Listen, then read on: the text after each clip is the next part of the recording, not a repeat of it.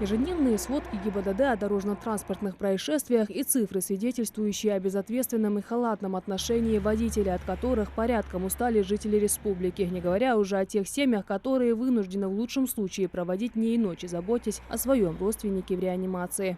Магомед Владимирович, на вас составляет протокол по статье 12.15, часть 4. Выезд на встречную полосу дороги предназначен для встречного движения.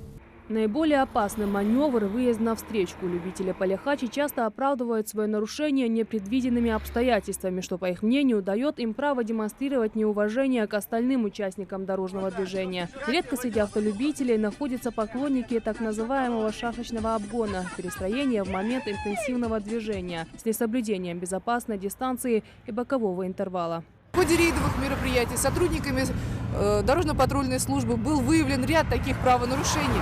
Водители привлечены к административной ответственности. Им выписан штраф в размере 5000 рублей.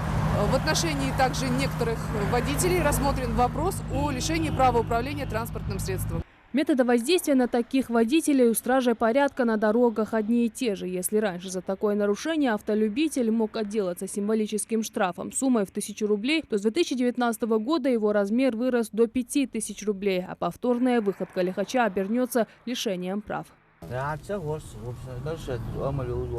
Выезд хания.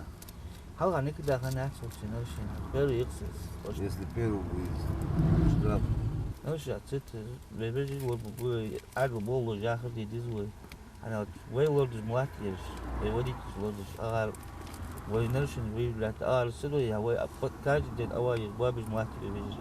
Рейдовые мероприятия сотрудников дорожно-патрульной службы призваны в первую очередь выявить нарушителей и, конечно же, снизить число аварийных происшествий на дорогах республики. Важно отметить, что наблюдается хоть и небольшая, но положительная динамика в сравнении с аналогичным периодом 2018 года.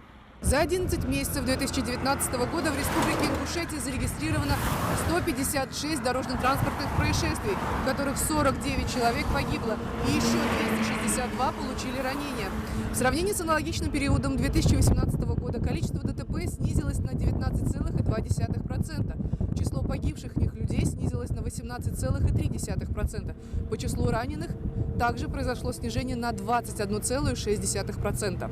Призыв сотрудников госавтоинспекции к участникам дорожного движения все так же остается неизменным – избегать беспорядочного маневрирования, быть бдительными и предельно аккуратными на дорогах. Жареда Култоева, Адам Мелешко, Магомед Белакиев, Новости 24.